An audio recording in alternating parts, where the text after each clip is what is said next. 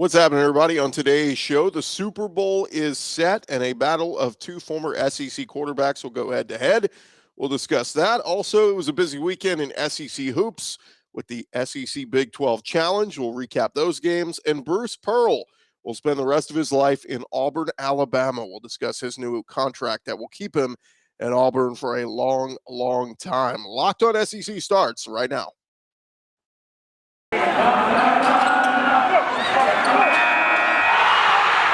You are Locked On SEC, your daily podcast on the Southeastern Conference. Part of the Locked On Podcast Network, your team every day.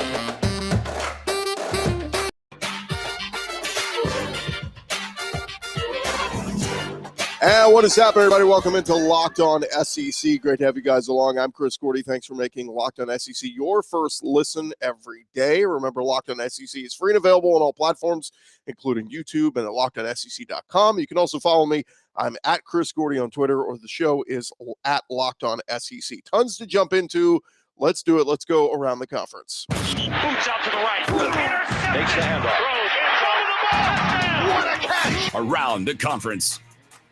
And we start with the Super Bowl. Just 2 years ago, Joe Burrow was winning the Heisman Trophy and leading LSU to an undefeated season and a national championship. Now, he and his former LSU wide receiver, Jamar Chase, are headed to the Super Bowl. Of course, tons of former SEC guys who are on that Bengals roster, including Auburn tight end C.J. Uzomah, who got hurt in the game. Ole Miss DB Mike Hilton, of course, stud rookie kicker straight out of Gainesville, Florida Gator Evan McPherson, who is a perfect 12 for 12 on field goals so far this postseason with a couple of game winners these past couple of weeks. But Joe Burrow will be the headline, and pretty crazy how far he has come. It's a tough rookie season for him, where he tore his knee up and everything else to bounce back from that, and now to lead his team to a Super Bowl in just year two. Something special about one Joseph Burrow. Meanwhile, on the other side, former Georgia quarterback Matthew Stafford, 13 seasons in the NFL, made a move this offseason. Spent his entire career with the Detroit Lions, but was traded to the Los Angeles Rams. He is headed to his first Super Bowl. Prior to this season, Matthew Stafford had only made 3 postseason appearances, had lost them all. Now he has a perfect 3-0 this postseason and will take on Joe Burrow and the Bengals. Some other SEC guys for the Rams include former LSU wide receiver Odell Beckham. He will play in his first Super Bowl. Georgia running back Sony Michel. Florida wide receiver Van Jefferson. LSU left tackle Andrew Whitworth, who just turned 40.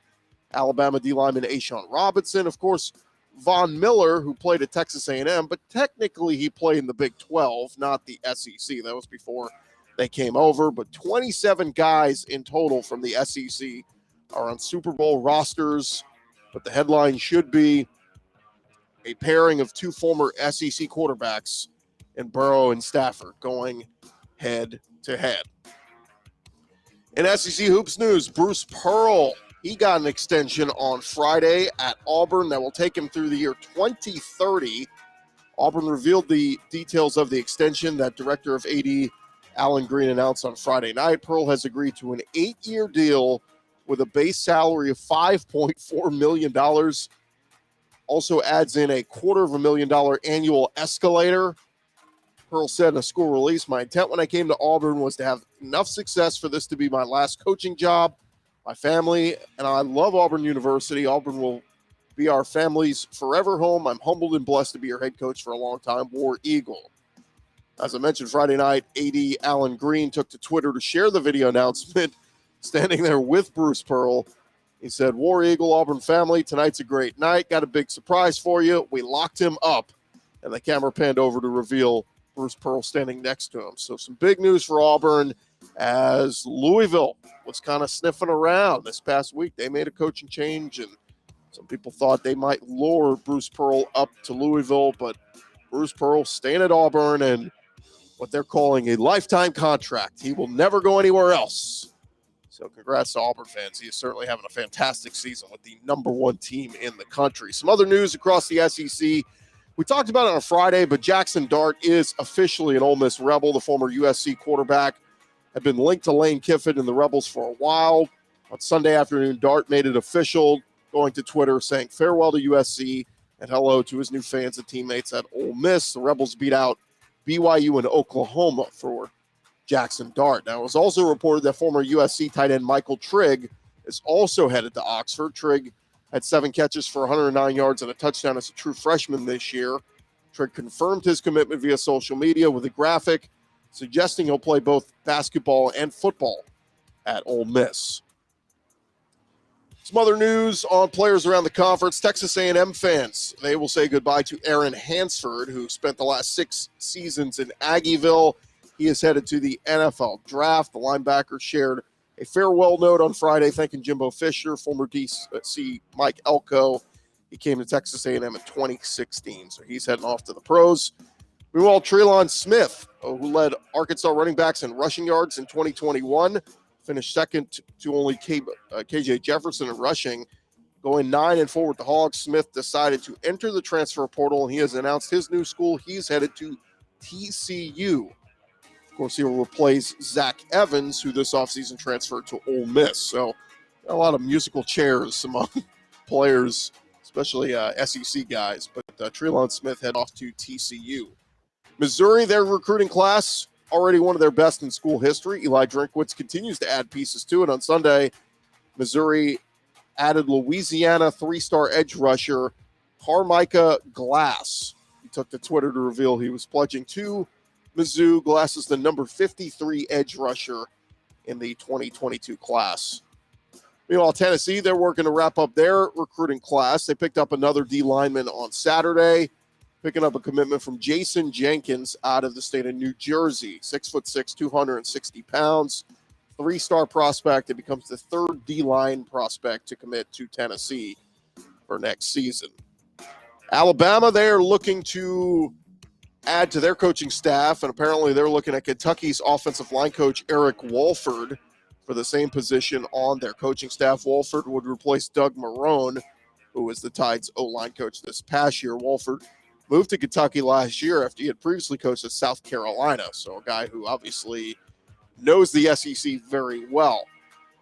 Meanwhile, Georgia, they had some key positions on their coaching staff to fill this offseason, including the wide receiver coach, Cortez Hankton. He left for the same job at LSU. According to On3 Sports, the Bulldogs are hiring former Georgia wide receiver Brian McClendon, who played receiver at Georgia from 02 to 05. He served as a grad assistant under Mark Richt in 07 and 08 before becoming the team's running backs coach in 2009. Brian McClendon heading back to Georgia. That's also on the heels of the news that Mike Bobo heading back to Georgia. He will serve as an analyst next season. Speaking of Georgia, Stetson Bennett, he continued his national championship celebration over the weekend. On Sunday, Stetson Bennett went back to his hometown Blackshear, Georgia, to receive the key to the city, as well as take part in a parade, getting a hero's welcome. He was a featured celebrity at a parade in the small South Georgia town where he grew up. So there you have it. Stetson Bennett getting the hero's welcome. The Savannah Quarterback Club named Bennett its Collegiate Football Player of the Year, and the key to the city he got was created by the students at the local high school. And there you have it. That is around the conference. When we return, we will start to recap some of the SEC action over the weekend. It was a loaded SEC-Big12 challenge, and certainly the SEC prevailed. So we'll get to that in just a second. I'd like to remind you guys about our friends over at GetUpside. It is an incredible app that everyone who buys gas needs to know about. GetUpside. With our listeners earning cash back for every gallon of gas every time they fill up, you just download the free GetUpside app. You can find it in the App Store or Google Play right now. Make sure when you sign up, you use our promo code SCORE. That's SCORE. You will get 25 cents per gallon or more on your first fill up. Cash back. Don't pay full price at the pump anymore. Get cash back using GetUpside. You just download the app for free. Use our promo code SCORE. Get 25 cents per gallon or more on your first tank. Some people who drive a lot are making as much as $200 to $300 a year in cash back. There's no catch. The cash gets added right back to your account. You can cash out at any time to your bank account, PayPal, or whatever you use Just download the free GetUpside app, use our promo code SCORE, and get 25 cents per gallon or more cash back on your first tank. That is code SCORE on the GetUpside app.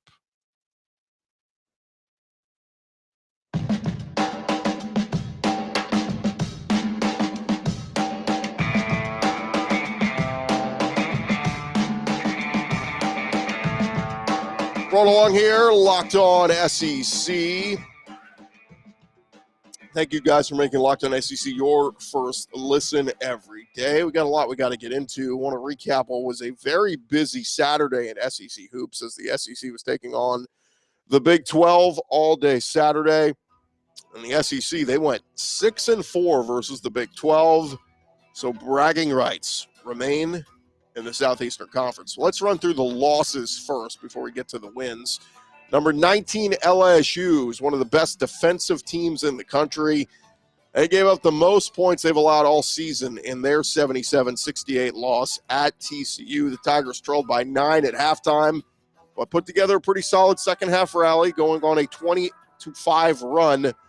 Cut the deficit to just 1, but TCU, they were just too strong. They pull off the win. Tari Eason led the way for LSU with 16 points. And both Darius Days and Xavier Pinson, they were back in action after dealing with injuries. LSU shot just 36% from the field. TCU, they shot 49%. The LSU Tigers, they will be back in action Tuesday night taking on Ole Miss.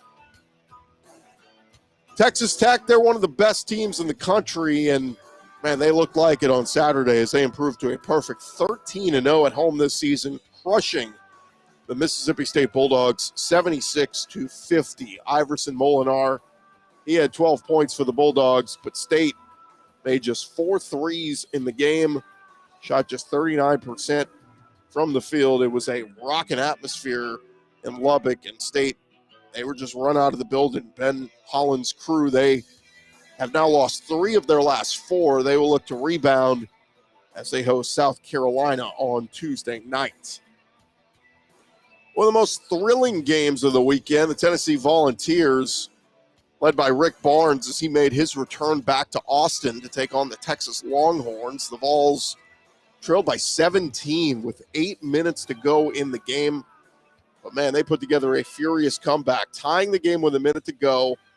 Texas would hit a go-ahead free throw with 6 seconds to go. So down 1, Tennessee got the ball. Rick Barnes threw up a play. Got a good look for Josiah Jordan-James at the buzzer, but the 3 was no good, and the Vols fell 52-51. Freshman Zakai Ziegler had 12 points off the bench. Johnson had 11. Loss snapped the Vols' 3-game losing streak, or rather, Vols keep their losing streak. Next up, they will host Texas A&M on Tuesday. As expected, Missouri, they got torched by Iowa State 67-50. DeJuan Gordon had 15 points for the Tigers as they lost their 3rd in a row. And they have lost now 5 of their last 6. Next up, Mizzou will host Florida on Wednesday night. Missouri is just 8-12 on the season, and it feels like Quanzo Martin may be counting down his last days there as they may make a move this offseason. We will see. The 2 intra-conference games, Vanderbilt beat Georgia 85-77. Scottie Pippen Jr., he had 23 points and 9 assists in that one. He's had some nice games this year, but he's also had a couple of duds as well. But it was a good one for Scottie Pippen Jr. on Saturday. Meanwhile, South Carolina, they beat Texas A&M up in College Station 74-63. James Reese had 20 points for the Gamecocks. When we return, we're going to hit on the winners of the weekend across the SEC. There were a lot of good ones. We'll hit on those coming up in just a second, but thank you guys for making Locked On SEC your first listen every day. Look, a lot of you have made New Year's resolutions. If yours was about getting fit or eating healthier, you need to include Built Bar in your plan. Built Bar is the protein bar that tastes like a candy bar. It is covered in 100% chocolate. When you eat it, it'll make you want to eat healthier. Of course, most Built Bars contain 130 calories, 4 grams sugar, 4 grams net carbs, 17 grams of protein packed in there. You will like it because it's got so many different flavors to choose from. Coconut almond to the peanut butter brownie, raspberry, cookies and cream. There's literally something for everyone. And in fact, Built Bar is always coming out with new limited time flavors. You want to check their website pretty often, see what's new. Go to built.com, BUILT.com. When you find something you like, before you hit checkout, make sure you use our promo code LOCKED15. That's LOCKED15. That's going to get you 15% off your next order. Again, use the promo code LOCKED15, get 15% off at built.com. Start making some healthier choices in your life.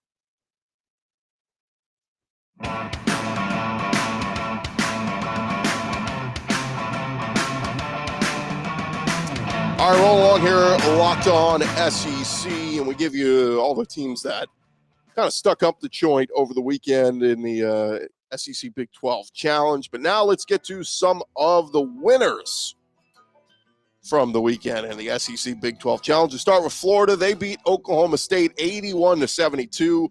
A big night for Tyree Appleby. He had 21 points, 4 assists, and 3 steals. No Colin Castleton again for the Gators as he's been banged up, but it didn't matter, even though they got out-rebounded 34-28.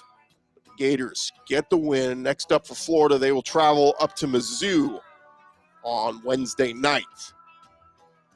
The Ole Miss Rebels, they beat Kansas State 67-56 in Oxford on Saturday. Deshaun Ruffin, he had 17 points to lead the way for the Rebs.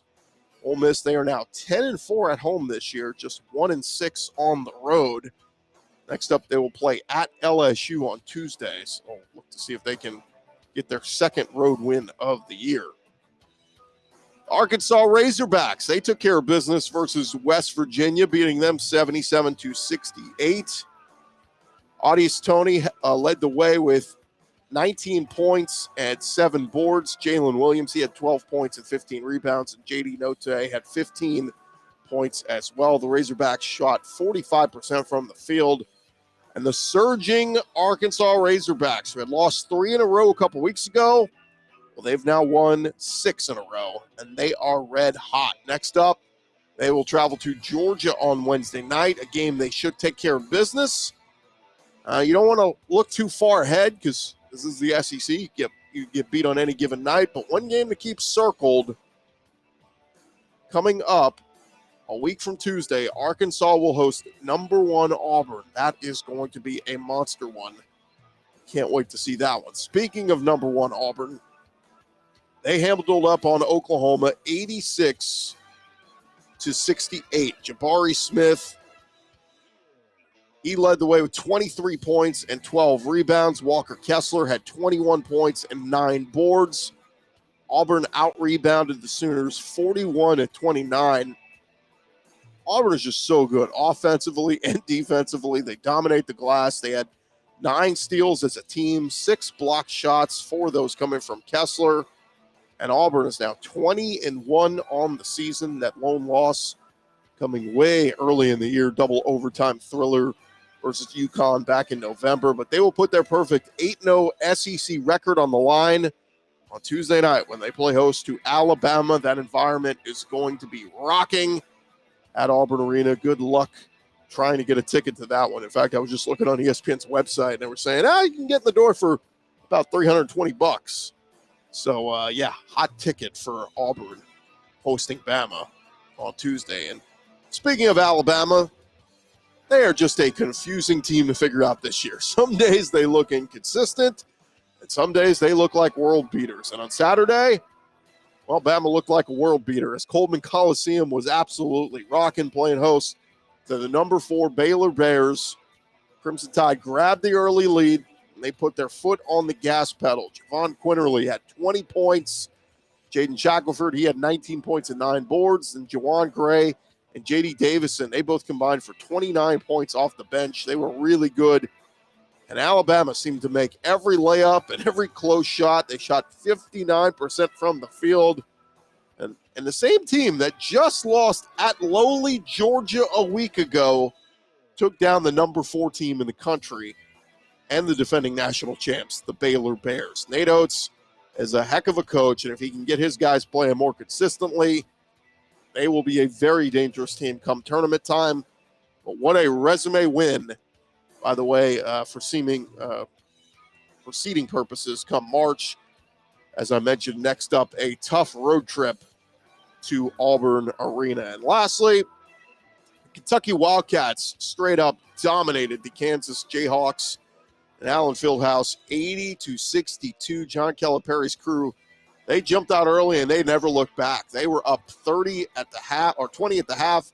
Oscar Tshiebwe, he had 17 points and 14 rebounds, while Keon Brooks led the way with 27 points.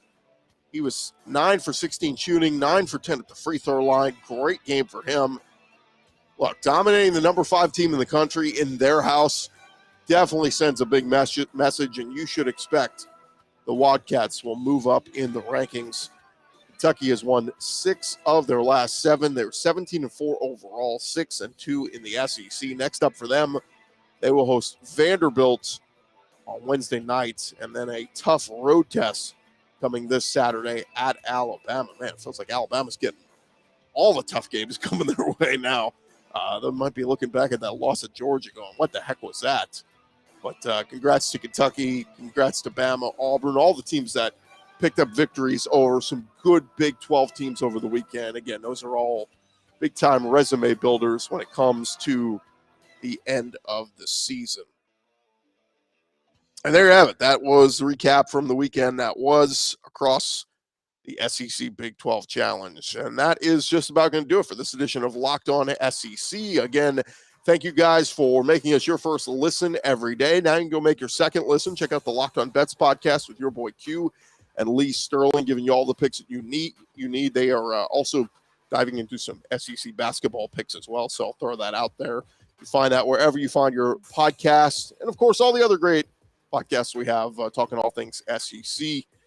We'll be having more of our friends from across the conference on here in the coming weeks to preview the offseason for a lot of the football teams across the SEC. A quick reminder, tomorrow's show is one you do not want to miss, whether you're an Auburn fan or just an SEC fan in general. Auburn quarterback TJ Finley is going to join us. You do not want to miss that conversation.